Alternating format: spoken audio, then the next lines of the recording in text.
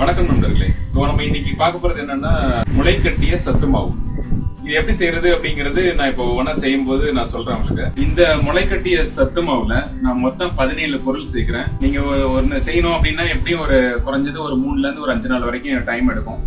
ஆனா இது ரொம்ப ரொம்ப நல்லது. 1 வயசு குழந்தைல இருந்து 60-70 வயசு வரைக்கும் உள்ளவங்க தாராளமா இதை சாப்பிடலாம். ரொம்ப ரொம்ப உடம்புக்கு ரொம்ப நல்லது. மற்ற கடையில எல்லாம் வாங்கி எல்லாம் வறுத்து அரைப்பாங்க. இது நான் பயிரை வாங்கி முளைக்கட்டி வச்சு அதுக்கப்புறம் நிழல்ல காய வச்சு அதுக்கப்புறம் அரைச்சு நான் உங்களுக்கு கொடுக்குறேன். இது நீங்க பாத்தீங்கன்னா உங்களுக்கு நல்லா ப்ராசஸ் தெரியும். ஸோ நம்ம குழந்தைங்கள்லாம் நல்லா ஹெல்த்தியா வளரணும் அப்படிங்கிறதுக்காக தான் இது மாதிரி சத்து மாவுலாம் நிறைய சேர்ப்பாங்க. நம்ம இப்ப கடையில மார்க்கெட்டிங் இதெல்லாம் பார்த்துதான் நிறைய பேர் வேற வேற பிராண்ட்ல நிறைய பவுடர்லாம் வாங்கி சாப்பிடுறோம். அதெல்லாம் எந்த அளவுக்கு கெமிக்கல் இருக்கும் அப்படின்ட்டு நீங்க அந்த பாக்ஸ் பின்னாடி பாத்தீங்கன்னாலே தெரியும். இதுல ஒரு கெமிக்கல் கிடையாது. நீங்க என்ன செய்றீங்களோ நீங்க வாங்குற பொருள்ல முளைக்கட்டை வச்சு நீங்க செய்றீங்க. ஸோ அதனால பக்காவா இருக்கும். 100% பியூரா இருக்கும். அது முளைக்கட்டிய சத்து மாவு இப்ப நான் எப்படி செய்யறேன்னு பாருங்க.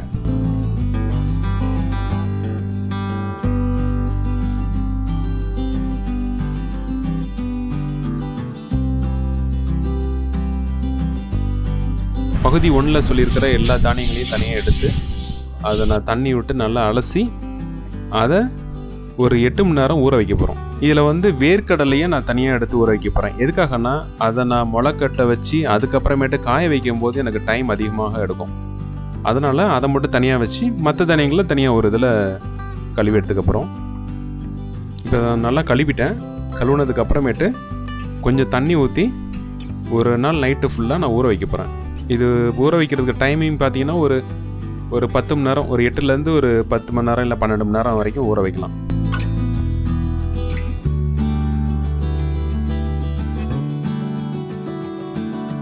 திருப்பி எடுத்து நீங்கள் நல்லா அலசி அதுக்கப்புறமேட்டு அதை ஒரு துணியில் போட்டு உலர்த்தி எடுக்கணும். இல்லை நல்லா ஊற வச்சதுக்கு அப்புறமேட்டு நல்லா வடிகட்டிட்டு அதுக்கப்புறம் இது ஒரு பருத்தி துணியில் வடிகட்டி எடுத்து அதில் வச்சு கொஞ்சம் தண்ணியெலாம் இருக்கும், அதெல்லாம் தண்ணியெல்லாம் வடிச்சிட்டு அதுக்கப்புறமேட்டு அதையும் கட்டி முளை கட்டுறதுக்கு எடுத்து வச்சாச்சு.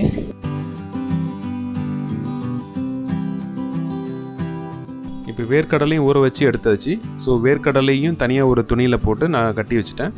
இது எப்படின்னா ஒரு 4 மணி நேரம் 5 மணி நேரத்துக்கு ஒரு தடவை, இப்போ நீங்கள் நைட்டு வைக்கிறீங்க அப்படின்னா நீங்கள் காலையில் ஒரு தடவை தண்ணி தெளித்து வச்சிங்கன்னா கொஞ்சம் ஈரப்பதத்தோடு இருக்கும்.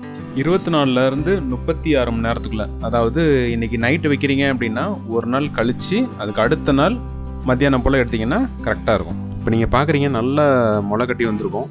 முளைக்கட்டின பயிரை நீங்கள் சாப்பிட்டீங்க அப்படின்னாலே உங்கள் ஹெல்த்து ரொம்ப ஆரோக்கியமாக இருக்கும். ஸோ இப்போ இதெல்லாம் முளைக்கட்டி வந்துருச்சு. ஸோ இதை நான் என்ன பண்ண போகிறேன், ஒரு 2 தடவை நல்லா தண்ணி விட்டு அலசிட்டு நிழலில் ஒரு நல்ல பருத்தி துணி போட்டு அதில் உலர வச்சு எடுக்க போகிறேன். வேர்க்கடலையும் நல்லா முளை விட்டுருக்கு. ஸோ இதையும் நல்லா ஒரு தடவை கழுவிட்டு இதையும் நம்ம தனியாக காய வைக்கணும். சேர்த்து காய வைக்கணும்னா தனியாக காய வைக்கணும். ஏன்னா மற்ற தானியங்கள்லாம் சீக்கிரம் காஞ்சிரும். இது கொஞ்சம் காயறதுக்கு கொஞ்சம் டைம் எடுக்கும். ஒரு 2 நாளைக்கு அப்படியே உலர விடுங்க. அதுக்கப்புறமேட்டு அந்த தானியங்களை கொண்டு போய் நான் ஒரு நாள் நல்லா வெயிலில் காய வச்சிட்டிங்கனாலே நல்லா மொறுன்னு வந்துடும். காய்ஞ்ச பயிரை பார்த்தீங்கன்னா அந்த முளை விட்டதெல்லாம் நல்லா குச்சி மாதிரி ஆயிரும். பகுதி 2 பொருட்கள்லாம் உங்களுக்கு தெரிஞ்சிடும். ஒரு 7 பொருள் இருக்கும். முதல்ல பகுதி 1ல் ஒரு 10 பொருள் எடுத்திருப்போம். பகுதி 2ல் நம்ம ஒரு 7 பொருள் எடுத்திருப்போம். மொத்தம் 17 பொருள். இப்போ இந்த பகுதி 2ல் இருக்கிற எல்லா பொருட்களையுமே நல்லா வறுத்து நீங்கள் இது கூட சேர்த்து போட்டு நீங்கள் அரைச்சி எடுத்தீங்கன்னா உங்களுக்கு முளைக்கட்டிய சத்து மாவு ரெடி ஆயிரும். பொட்டுக்கடலை, அதுக்கப்புறமேட்டு பொட்டுக்கடலை கூட பாதாமையும் கொஞ்சம் போட்டு நல்லா வறுத்து எடுத்துருங்க. தெனை, வரகு, சாமை, இது மாதிரி குதிரைவாளி, இது மாதிரி அரிசிகள்லாம் நீங்கள் எக்ஸ்ட்ரா கூட சேர்த்துக்கலாம். சேர்த்து கூட செஞ்சிங்கன்னா அதுவும் இன்னும் ரொம்ப நல்லது. அவங்களுக்கு ரொம்ப குழந்தைங்களுக்குலாம் இன்னும் ரொம்ப ஹெல்த்தியாக இருக்கும். ஓமத்தையும் சுக்கியும் கொஞ்சம் நல்லா போட்டு வறுத்து எடுக்கிறேன். முந்திரி பருப்பு, ஏலக்காய் இதையும் சேர்த்து இப்போ வறுக்கிறோம்.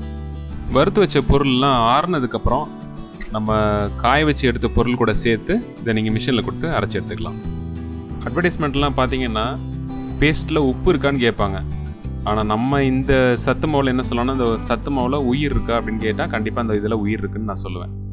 ஏன்னா நம்ம எல்லா பொருட்களையும் உயிர்ப்பிக்க வச்சு அதுக்கப்புறம் அதை காய வச்சு அரைச்சி நம்ம பொடி பண்ணி சாப்பிட்றோம். அதனால் இது நம்ம உடம்புக்கு ரொம்ப ரொம்ப நல்லது.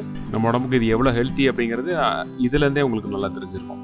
இப்போ நிறைய பேர் வீட்டில் இது எங்களால் செய்ய முடியல, இல்லை செய்ய டைம் இருக்காது, ஹஸ்பண்ட் அண்ட் ஒய்ஃப் வேலைக்கு போவாங்க. ஸோ குழந்தைங்களுக்கு இது மாதிரி பவுடர் வேணும் அப்படின்னா என்னோட டிஸ்கிரிப்ஷனில் என்னோட வாட்ஸ்அப் நம்பர் கொடுத்துருப்பேன், அதே மாதிரி இமெயில் ஐடி கொடுத்துருப்பேன். உங்களுக்கு ஏதாவது தேவைப்படுது அப்படின்னா நீங்கள் எனக்கு தெரிவிக்கலாம். இந்த சத்து மாவு எல்லாரும் அவங்கவுங்க வீட்டில் ரெடி பண்ணுங்க. இதெல்லாம் முன்னாடி ஒரு 10-20 வருஷத்துக்கு முன்னாடி எல்லாம் நம்ம ரெடி பண்ணி வீட்டுல நம்ம அம்மாக்கெல்லாம் நம்ம கொடுத்துருப்பாங்க. ஆனா இப்ப எல்லாமே மார்க்கெட்டிங் மயமாயி போச்சு. சோ இந்த இதை ரெகுலரா ஃபாலோ பண்ணுங்க. குழந்தைங்களோட வளர்ச்சி நல்லா இருக்கும், அவங்க செரிமான தன்மை எல்லாமே நல்லா இருக்கும், அவங்களோட உட்கிரகிக்கிற தன்மைகள் எல்லாமே நல்லா இருக்கும். ரெகுலரா நீங்க காபி டீக்கு பதிலா இதை நீங்க கொடுக்கலாம். மறக்காம சப்ஸ்கிரைப் பண்ணும்போது பக்கத்துல இருக்க பெல் பட்டன் கிளிக் பண்ணுங்க. அப்பதான் நான் புதுசா போற வீடியோ எல்லாம் உங்களுக்கு நிறைய நோட்டிபிகேஷனா வரும். ரொம்ப நன்றி.